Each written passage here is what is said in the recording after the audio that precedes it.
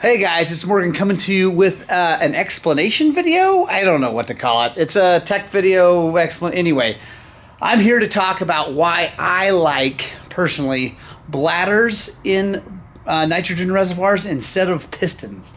It's not a huge, big controversy, but there's some, beliefs back and forth one way or the other. But I just want to talk to you guys about why I like it, not just say that I do. I think I may have mentioned it a few times, but I have some visual aids here to help show you exactly why, and I think it might help make sense. So let's start with, obviously, this is a shock. The shock off of a 300 XCW, but it doesn't really matter. It's a shock. Inside of it, we have a piston in here. I'm sorry I don't have it off. I've showed you piston. Anyway, piston in here. It's got all the valving, so shims and stuff like that. When this moves like that, that piston moves up through oil, and those shims resist the oil flow as it compresses, and then there's other shims on the rebound side that resist the flow as it rebounds. And that's what you can help control with your rebound clicker here and your compression clicker here. That's the slow speed stuff. Now let's talk about high speed, because that's where this reservoir comes into play most, is in the high speed move. And I don't mean high speed as you're going across the ground high speed. I'm talking about how quickly the shock moves. So how fast it closes and opens. We're talking about speed with which the shock is moving, the piston's moving inside the oil. As that piston moves, like I said, it's got shims to resist the flow of oil. If it gets slammed really hard, like a big whoop or log or rocks or whatever, now that piston cannot move through that oil quick enough because of those shims. So what we have is up here, we have a high-speed compression stack up here, which slows or controls, damps the amount of oil that goes pushing from the main body into this reservoir. And then either the piston, so then you have nitrogen in here, and it's either behind a bladder or behind a piston. But as that oil gets pushed quickly into here, then that nitrogen helps push it back in as this extends back out. The way that nitrogen pushes that back in and allows it in is really, really important in the smoothness of the shock and how smoothly that piston moves. Yeah, how smoothly this piston moves, the piston in here. And so that's why I want to talk about this reservoir and why I think the bladder is better. So here's an old piston style one that we took off, probably off of this one. And let me show you guys. You can see there's a piston right there. So how it works is this piston gets pushed down. You do like 10 millimeters down. That's a little too far, but whatever, you get the idea. This is filled with oil. Back here is filled with nitrogen, so you have nitrogen in here. And now, when that piston over here moves quickly, it pushes this in. And then as it comes back down to help fill it back up, it moves back out. And you can see, I think you guys can see already the problem is it's like, if I'm pushing, and you see that it's not smooth. I mean, it kind of smooth every now and then, but then not always.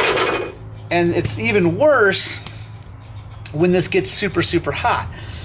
The reason this is like this is because we heat it up to break the Loctite loose, so the sticker, anyway, whatever. But when you're riding and that shock is moving, this gets really, really hot. Sometime you should check it. Like, go ride, hammer a bunch of whoops, go ride really hard, stop and try to touch this with your bare hands. I think you'll find that you really can't touch it. It's out of hand how hot it gets.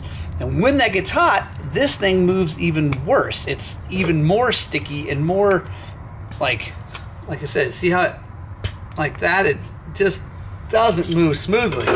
And what can happen is if that thing gets really sticky, and then this thing needs to come slamming up and push oil in here, and it doesn't, or this either sticks, sometimes they'll stick and actually seize in here for a second, then it locks the high speed out and makes this thing like a pogo stick. So the solution that the Japanese did long, long ago with bladder kits is this goes up in here. So then you have oil up on top of here. then you have this bladder, and it seats down in here. I'll push it.